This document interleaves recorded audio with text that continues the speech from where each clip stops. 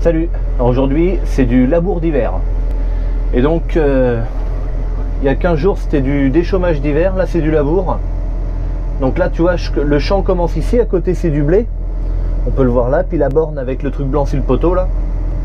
Et donc là je vais commencer mon champ ici. Alors en fait mon champ c'est celui-là, il fait 1,50 hectare ou 1,70 hectare à peu près. Et donc il va jusqu'au bout à la haie. Et puis ensuite il va un petit peu, il y a un petit point blanc là-bas, je sais pas si on le voit très bien. Et ça revient à l'arbre qui est là. Et puis ensuite ben là. Voilà, donc il n'est pas très grand. Et dans ce champ là il y avait du colza. Et du colza qui n'a pas poussé, ou alors à cause de la sécheresse, qui a poussé un tout petit peu puis après qui est mort du sec. Donc ça a été vu avec l'expert de mon assurance. Donc ce champ là peut être détruit et sera remplacé par du tournesol. Et le truc c'est que je suis obligé de faire un labour parce que le désherbant que j'ai mis sur les colzas en post-semis, donc en fait juste après avoir semé mais avant que ça lève, ça s'appelle du post-semis ou prélevé comme on veut. Ce désherbant là n'est pas compatible avec les céréales à paille, donc je ne pouvais pas remplacer par exemple un blé en octobre ou même une orge, ni une orge de printemps. Je peux faire soit du tournesol, soit du maïs. J'ai pas le choix, il n'y a que ces deux cultures qui peuvent aller derrière mon colza en remplacement. Donc il y a une parcelle, donc pas celle-ci, une autre qui sera en maïs. Alors j'ai pas de cueilleur à maïs sur ma moissonneuse, mais j'ai pas d'irrigation non plus. Donc on va voir avec le technicien de coopérative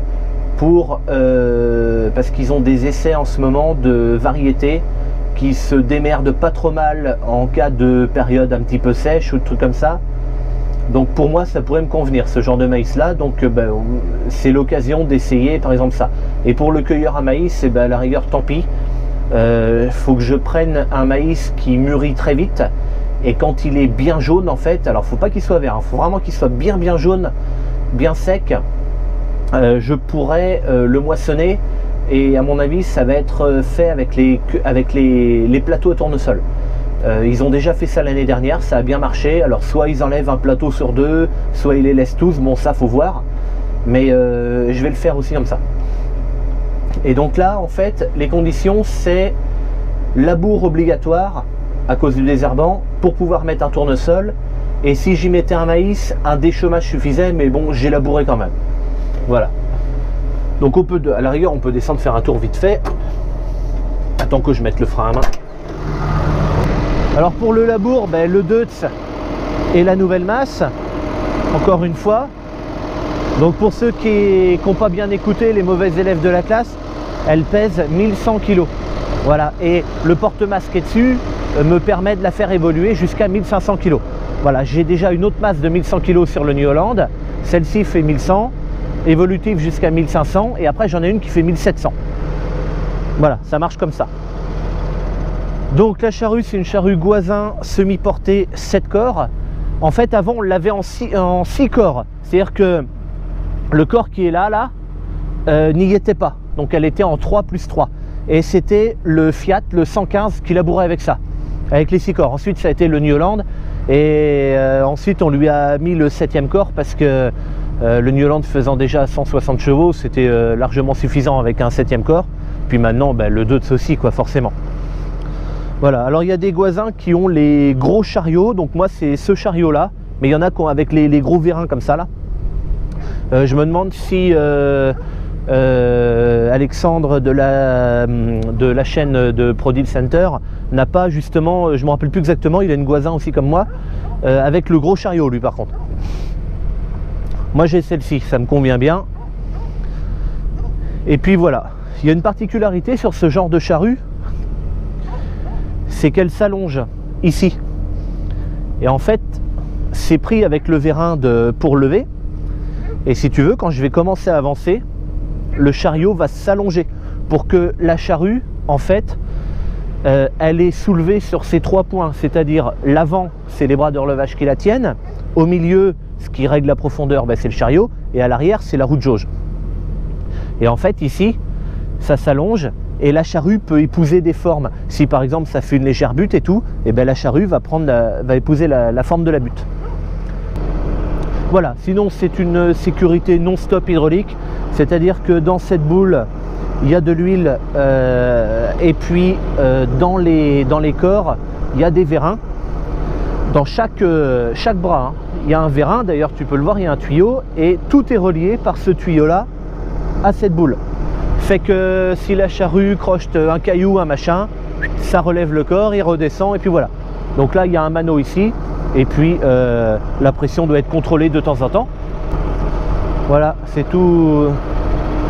C'est hyper simple d'utilisation, tant mieux d'ailleurs. Quand c'est simple, ça tombe moins en panne. Oh putain la connerie. Oh là là là là là là. Donc là je suis en train de me gratter les pieds parce que en fait j'ai des baskets en toile. J'ai mes baskets en toile et le problème c'est que ce matin j'avais un rendez-vous par rapport aux pompiers. Bon bref, ça s'est bien passé et j'avais donc pas mes chaussures de travail parce que moi. Et puis ben là je les ai pas changées de chaussures. Et puis voilà, ma femme va peut-être pas être très contente quand je vais à la maison avec les chaussures dégueulasses. Et ben tant pis, puis c'est tout. Ok, alors là en fait ce que je vais faire c'est mon tout premier passage le long du blé.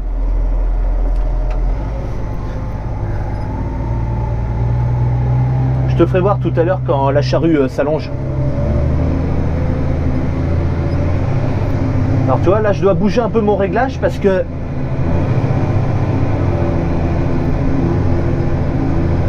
qu'il faut pas que la charrue aille un peu plus bas que d'habitude.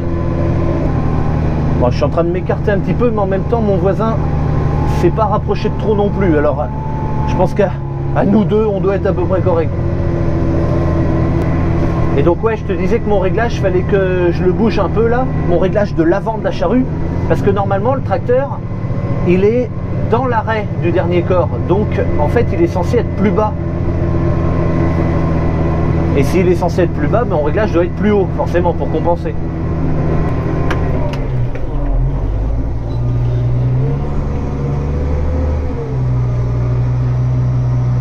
Après celle-ci, j'aurais pas... Après celle-ci, j'aurais pas une autre semi-portée. Je reviendrai sur une charrue portée. Parce qu'en semi-portée, c'est bien hein, quand tu as des longues lignes à faire, tu vois, dans le champ d'à côté par exemple, la parcelle fait 800 mètres de long. Bon ben là, quand tu es là-dedans, avec celle-là, c'est impeccable. Hein. Le problème, c'est que j'ai pas que des champs comme ça. Hein. Que j'ai une majorité de champs qui sont plus petits que ça. Et puis ça me fait chier pour les bouts de champ. Du coup, je reviendrai, quand je changerai la charrue, je reviendrai sur une charrue portée, ça c'est sûr. En 6 corps, tu vois, certainement en vari large, je sais pas encore, hein.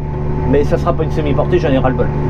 Si tu savais comme je m'énerve quand je fais des chantes là, tiens une chante comme ça qui est courte là, qui fait, je sais pas combien elle fait une quarantaine de mètres, pas plus. T'as pas posé la charrue, que t'es déjà rendu au bout, tu fais demi-tour, moi ça me casse les pieds, comme ça j'en ai ras le bol. Un champ qui est bien rectangulaire encore, mais ça n'existe pas par chez moi. Enfin, t'as tout le temps des raccoins, des machins, des trucs, ça se termine en triangle. Enfin, puis avec ça, c'est l'enfer, hein, franchement.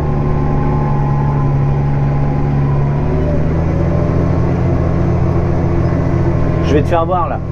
On va au bout, je fais demi-tour et puis je vais poser la caméra sur la charrue pour te faire voir quand elle s'allonge.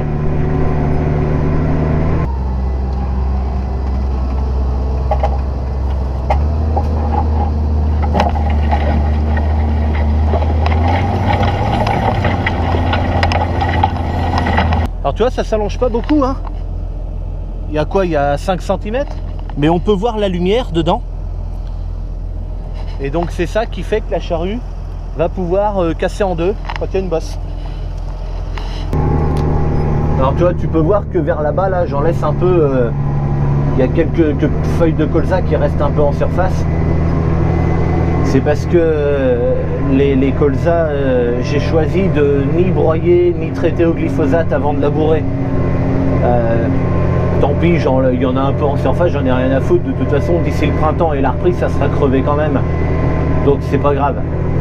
Après, j'aurais pu choisir de passer un coup de glyphosate dessus. Et quand c'était quasiment crevé, je laboure. Ou même de broyer, mais franchement, si j'avais fait ça, ça aurait été juste pour dire à l'œil c'est beau. Mais j'en ai rien à foutre, moi, que ça soit beau à l'œil ou pas beau à l'œil. Moi, ce que je veux, c'est que le travail soit fait correctement. C'est-à-dire que le travail soit efficace. C'est pas un billard, tu sais, avec le moindre poil de cul, tu sais, qui est dessus. Non, moi, c'est pas comme ça, j'en ai rien à foutre. Ça marche quand même. Donc, ça va. Alors attends, parce que là il y a un truc qui me chiffonne là, je viens de voir quelque chose. Je vais faire tourner la charrue, mais je me demande... Ah non, ça va. Je croyais que j'avais une pointe de soc qui était cassée. Donc tu vois, le champ est tout petit quand même. Mais là c'est pareil, il se termine en pointu, je vais encore me faire chier à la fin. Parce qu'à partir de l'arbre qui est là, en fait c'est droit les deux, et à partir de l'arbre, ça tourne un peu sur la droite. Alors on s'en rend peut-être pas bien compte, mais je vais encore m'emmerder à la fin là pour faire mon pointu. Comme ça fait rien, c'est comme ça, qu'est-ce que tu veux que je te dise. Bon allez, je vais poser la caméra parce que ça m'agace, parce que ça va pas tout seul, puis quand je m'agace après, je dis des choses qui sont pas très gentilles.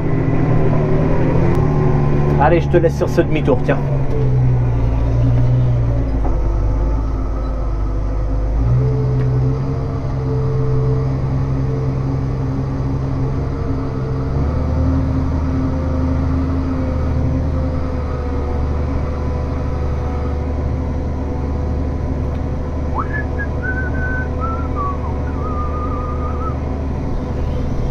Je siffle pour me calmer.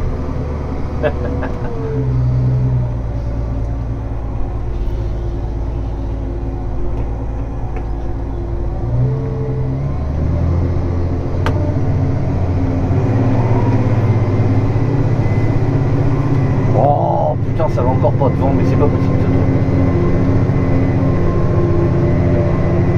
Allez, salut!